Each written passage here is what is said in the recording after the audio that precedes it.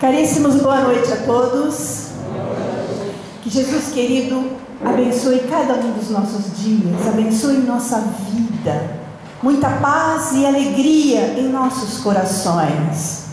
Aquela alegria que Jesus nos prometeu em seu Evangelho, aquela alegria que Ele disse que quando penetrasse, adentrasse em nossos corações, em nossa alma, ninguém mais nos tiraria. Caríssimos, orai e vigiai.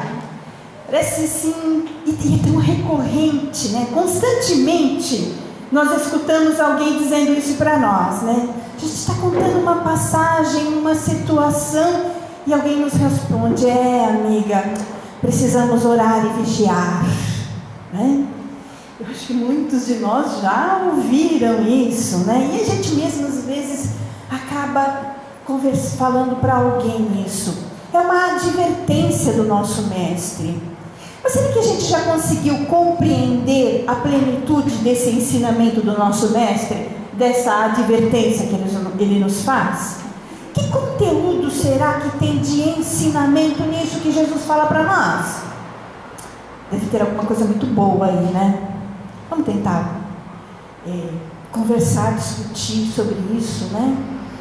Nós vamos encontrar em Mateus 24, a partir do 42. Jesus conta para aqueles tantos, para aquela multidão que costumava acompanhá-lo e cercá-lo. Jesus começa a elucidá-los com um ensinamento. Havia um patrão com seus empregados e tornou um do seu empregado, aquele que lhe pareceu mais fiel e inteligente, a cuidar das atividades de todos os outros. E o patrão se retirou, saiu. E esse empregado sabia que o patrão iria demorar bastante para retornar. Então, o que ele fez? Sabendo que o patrão não iria estar atento, não iria estar vendo o que ele estava fazendo, o empregado, fiel e inteligente, o que ele fez? Procurou trabalhar. Procurou dar atenção a todos os demais colegas, a todos os empregados do patrão, servindo a eles os mantimentos, as ferramentas, tudo aquilo de que tinham necessidade para as suas atividades. Procurou cuidar de tudo com responsabilidade. E eis que em determinado momento, sem que ninguém soubesse, o Senhor chegou. O Senhor chega e encontra o empregado bom, fiel e inteligente, trabalhando, cuidando dos seus afazeres. E o Senhor ficou tão contente com isso e disse assim, Jesus nos colocando isso, tudo isso Jesus está contando para nós. E Jesus então diz para ele: servo bom e inteligente, agora, por causa do que tu fizestes, alegrastes o meu coração. Colocarei-te para cuidar de todas as minhas propriedades. Tu vais agora merecer este engrandecimento. É a minha maneira de compensá-lo. E Jesus continua nos elucidando. E havia uma outra situação que o Senhor colocou um seu servo para tomar conta de sua casa, de seus afazeres. Deu a ele uma série de diretrizes, de responsabilidades e saiu, se retirou, sem dizer, dizendo que iria demorar bastante tempo para retornar. E o que fez então esse servo? Esse servo, sabendo que o Senhor iria demorar e que não estaria prestando atenção em nada, não saberia de coisa alguma, esse servo então danou-se a cuidar, a maltratar os seus colegas, os demais empregados do Senhor. Não não lhe deu atenção, procurou humilhar a todos. Jesus nos conta que ele, inclusive, procurou surrar os colegas, os demais empregados, porque o Senhor não estava vendo nada e se demoraria a chegar. E assim foi sendo negligente com as suas incumbências. Não cuidou dos seus afazeres e conseguiu ainda piorou, praticando uma série de atitudes, de ações de maldade. Mas eis que sem que esse servo soubesse, o Senhor chegou. O Senhor apareceu. E assim, tomando conhecimento do que fez esse seu servo negligente e nada inteligente, infiel, o Senhor tomou providências. Além de expulsá-lo de sua propriedade, castigou-o para muito e muito tempo. Pois é. E Jesus nos conta essa passagem. O que é que a gente tira de ensinamento disso? Um servo fiel e inteligente, duas características, comparando com o servo com as mesmas atribuições, só que bancando o infiel e nada inteligente. E aí, meus irmãos, Jesus completa para nós nos dizendo o seguinte: acautelai-vos, procurai ficar atento, porque nenhum de nós sabe em que momento o Senhor irá chegar. Nenhum de nós sabe. E que nem os anjos, nem o Filho do Homem poderá nos dar a ideia de qual o momento que o Senhor se fará presente em nossa caminhada. Que somente quem o sabe é nosso Pai que está no céu. Portanto, acautelai-vos, ficai atentos. Jesus nos pede isso, nos recomenda dessa maneira. O que Jesus está querendo dizer para nós? Meus irmãos, meditando sobre isso, nós precisamos pensar: se o Senhor chegasse em nossa caminhada, nesse exato momento, perante nós, diante da nossa existência, como é que o Senhor iria nos encontrar? Em que condição Ele iria dar conosco? Será que a gente consegue, neste momento, meditar a esse respeito? E numa conversa, num diálogo de nós, conosco mesmo, prestarmos atenção. Se fosse para o Senhor estar diante de nós neste momento, o que nós teríamos a dizer para o Senhor? Será que Ele se alegraria conosco? Ou Ele ficaria chateado? Pois é, isso marca para nós uma situação.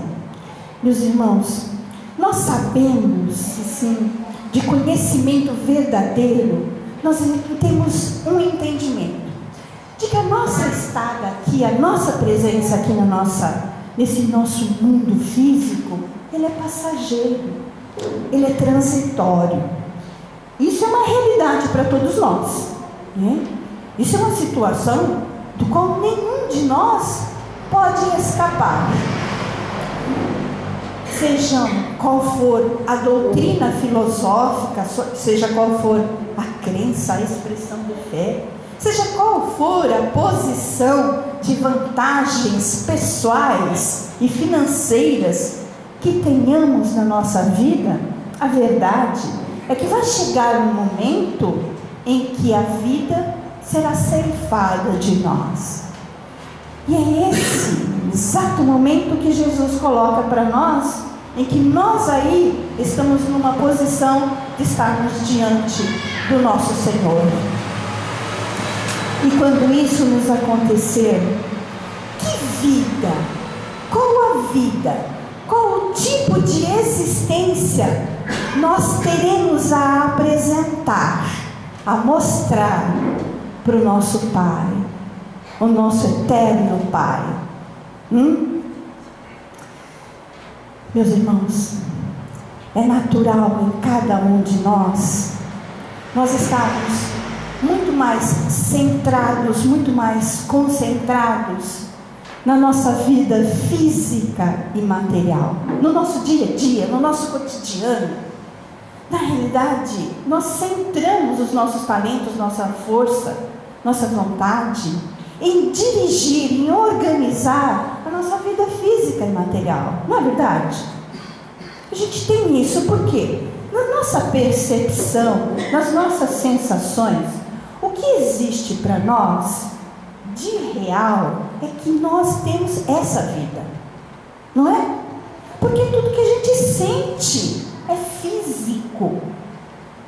Então essa situação da gente entender que a nossa vida real é esse nosso plano físico, caríssimos, nos leva a concentrar tudo de nós em permanecermos só pensando na vida, nossa vida física, na nossa vida material, em tudo aquilo que nos traz ela, tudo que temos para viver, todos os nossos planos, as nossas metas, nossos afazeres, nossos relacionamentos, que pede no nosso dia a dia um empenho tamanho da nossa parte para conseguirmos fazer dar certo, né?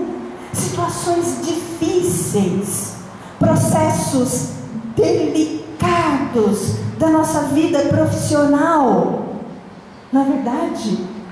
Os enfrentamentos que a vida nos pede enfrentar. E toda essa soma, toda essa gama do que nós chamamos de nossa vida consome-nos. Porque é tanta coisa que nós temos que elaborar em nossa mente, em nossos sentimentos, em nossas emoções, para conseguirmos nos situar diante desses acontecimentos, para conseguirmos, pelo menos minimamente, estabelecer para nós escolhas, soluções diante de tantas coisas.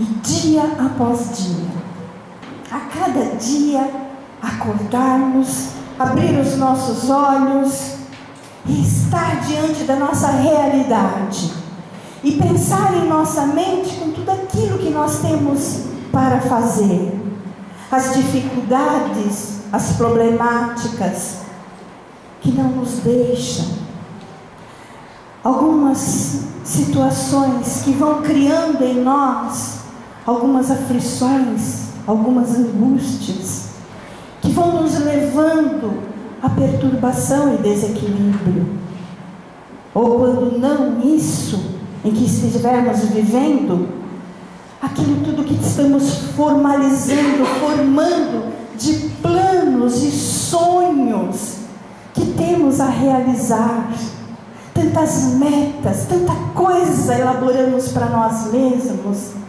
queremos ser felizes e cultivamos dentro de nós que a felicidade, ela é possível a partir do momento em que nós tivermos coisas, em que pudermos concretizar esses sonhos. E aí corremos atrás diariamente em torno desses sonhos, em torno dessas metas.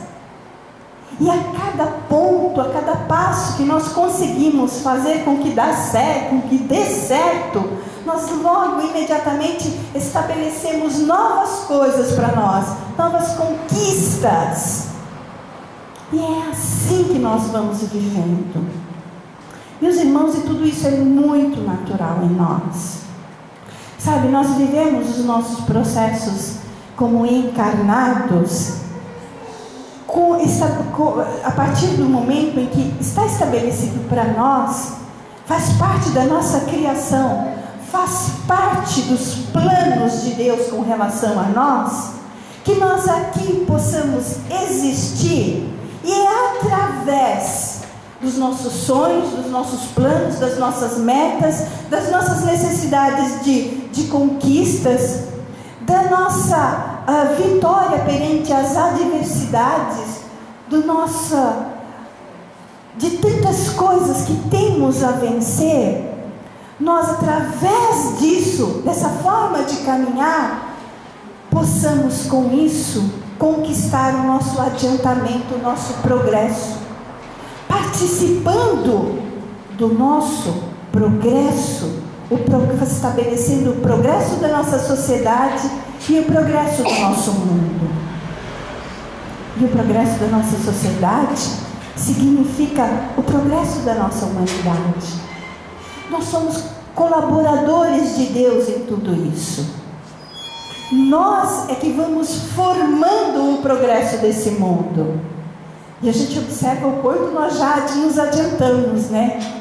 O quanto a gente já conseguiu realizar a partir deste exercício nosso de colocar a nossa vontade, os nossos desejos, o nosso intelecto em prática, o quanto a gente já conseguiu caminhar desde lá de trás, dos primórdios da nossa humanidade.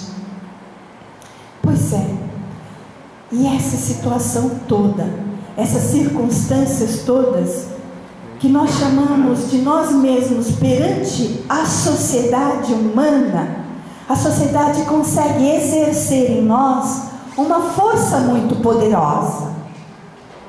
E essa força poderosa que ela tem, passa a ser ela a moldar a nossa forma de ser, a nossa forma de nos conduzirmos, as nossas ações e comportamento passam a ser de acordo com o que a sociedade vai nos apresentando, nos exemplificando, nos mostrando.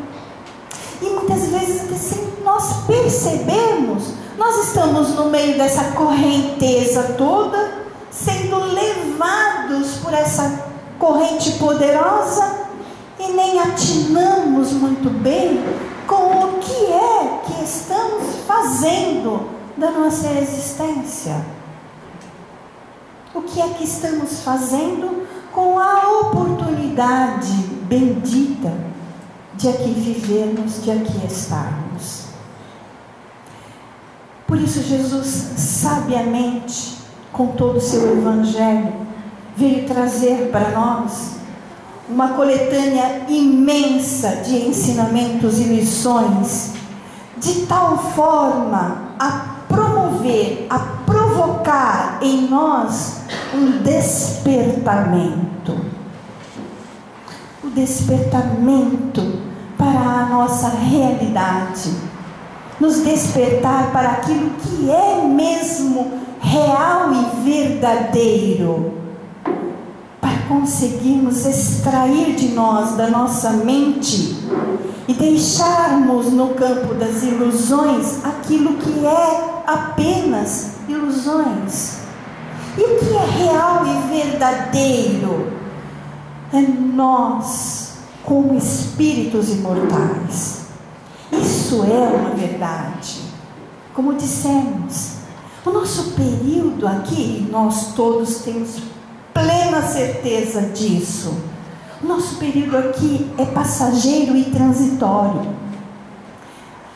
Aqui fomos colocados, aqui estabelecemos numa união de propósitos de nós mesmos com o plano maior e diante da sabedoria de Deus, para aqui aprendermos, entendendo que aqui é a nossa escola evolutiva.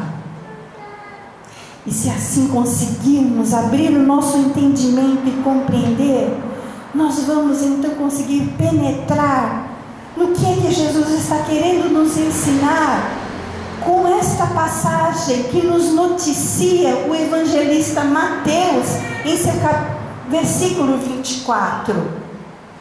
Quando Jesus nos adverte: acautelai-vos, despertai, porque sabeis em que momento, em que tempo chegará o vosso Senhor. E, minha gente, uma das mais brilhantes e maravilhosas lições que nós temos a esse respeito, em que nós possamos meditar, é recordarmos da vida de Saulo de Tarso.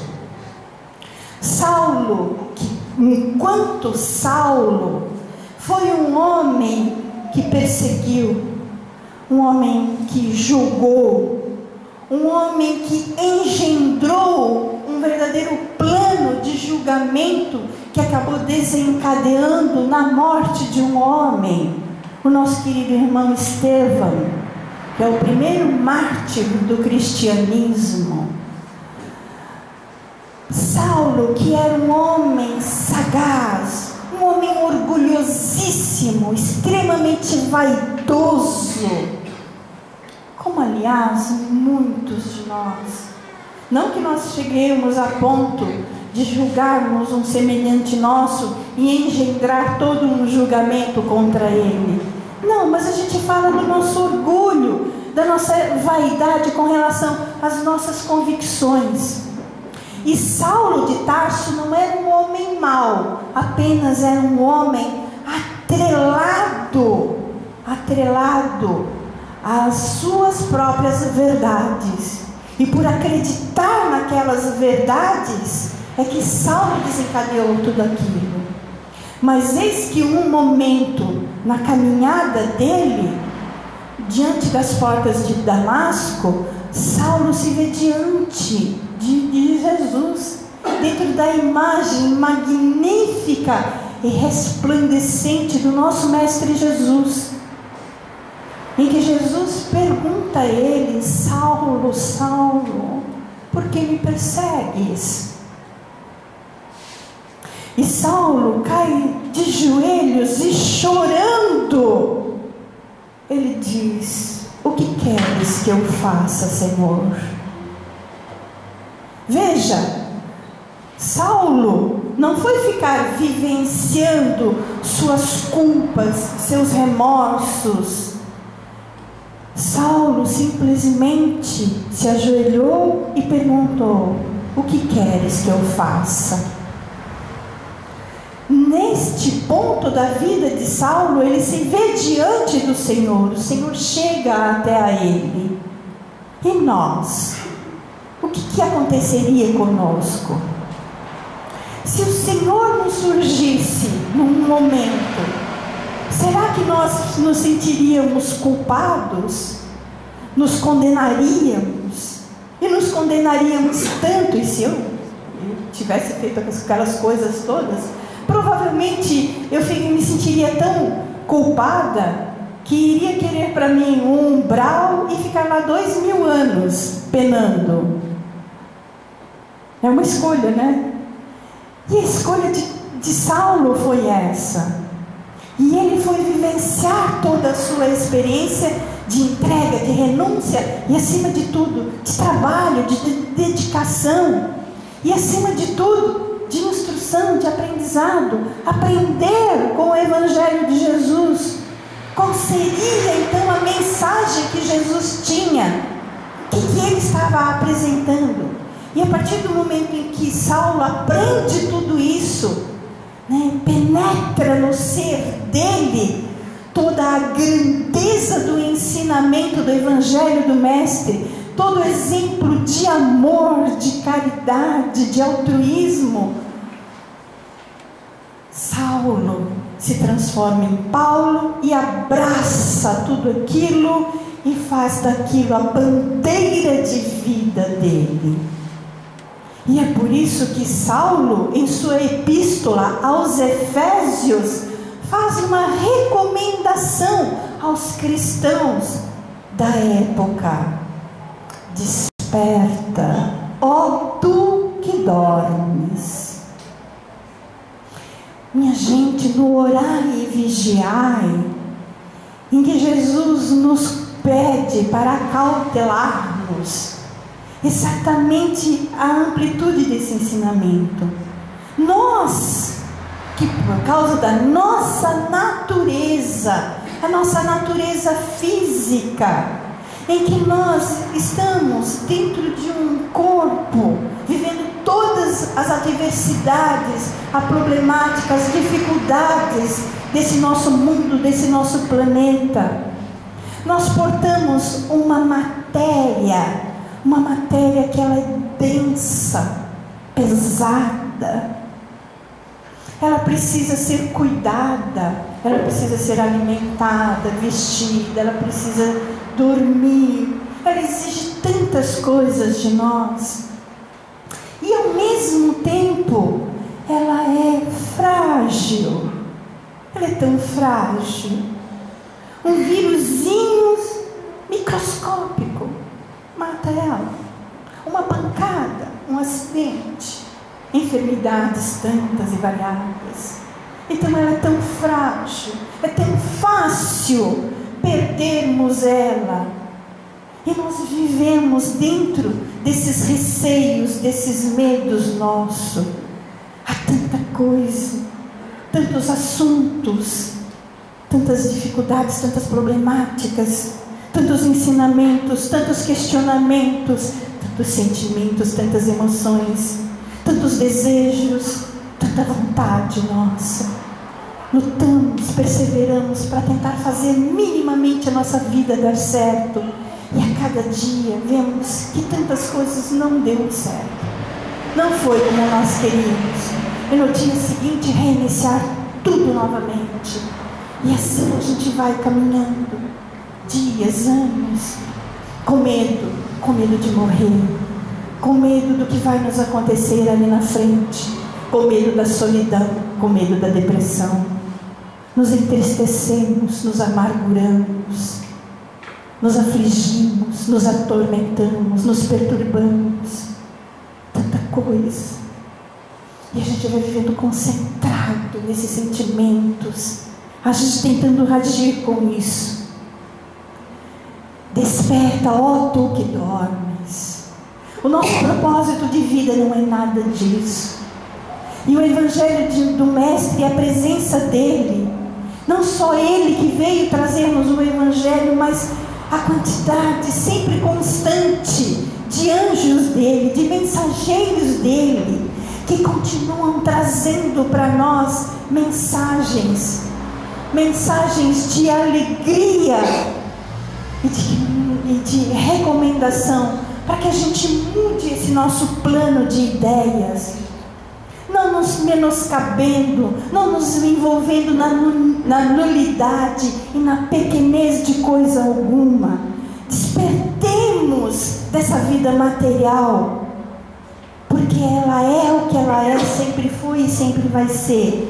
Mas o ser espiritual que nós somos é muito maior. E nós carregamos dentro de nós mesmos poderes tão vastos, tão imensos, plenamente capazes de nos tirar dessas faixas vibratórias, desses pensamentos, dessas condições de pequenez, de miudeza, de medo, de sustos. Não, nada disso é para nós. E o Evangelho do Mestre nos mostra exatamente o contrário disso. Nos fala da grandeza que pode ser a nossa vida a partir do momento em que nós procuremos situar todo o nosso pensamento, todo o nosso ser no muito mais alto. Jogar todo o nosso ser para alguma coisa muito mais avançada, muito mais grandiosa, que é o que nos espera, que é o nosso futuro, que é o nosso fim. Não deixemos de ter em mente jamais que nós estamos aqui presente para fazermos a vontade de Deus. E o tempo todo Ele está no controle e no comando de todas as coisas. Então abandonemos tantas apreensões, tantas barreiras, tantas situações que não nos deixam ser felizes, libertos, descontraídos. Acautelai-nos. no vigiar e orar que Jesus nos recomenda, e naquilo, na história que Ele nos elucida através disso, Ele nos pede que estejamos em movimento, trabalhando, agitando, colaborando, participando, fazendo o melhor que pudermos ao nosso alcance, tendo em mente que nós somos luz, que portamos uma luz maravilhosa, e que o nosso trabalho, que a nossa meta tem que ser o de fazermos brilhar essa nossa luz, brilhar para nós mesmos, para iluminar o nosso espaço de vida, e também o espaço de vida de todos aqueles que estão próximos a nós. Mas basta para isso a descontração de nos sentirmos em movimento, participando da grandeza de tudo aquilo que Deus tem para nós e do que Jesus está nos trazendo, de oportunidades de tarefa, de trabalho, de obra, de causas. Há tanta coisa o que fazer. A vida está pulsando, pululando ao nosso redor, tudo vibra. E se nós abrirmos o nosso pensamento, vamos ver que tudo vibra positivamente, alegremente. Então vamos nos entregar a tudo isso.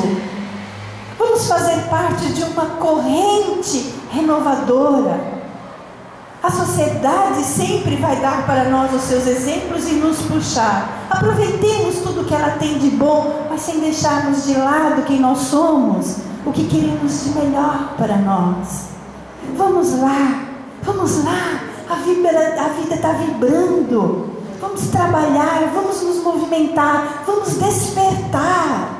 Desperta, ó tu que dormes, no orar e vigiar. Exatamente o que Jesus tem para nós é isso, e a gente participando e colaborando da grande obra do nosso Pai, e Ele com toda a atenção, todo o carinho, toda a bondade, cercando-nos o tempo todo, nos amparando e nos sustentando naquilo tudo que a gente ainda não consegue ter força para agir e reagir sozinhos. Não ouvidemos, não duvidemos de maneira nenhuma da presença carinhosa de todos eles. Caríssimos, orai e vigiai. Mateus, no capítulo 24.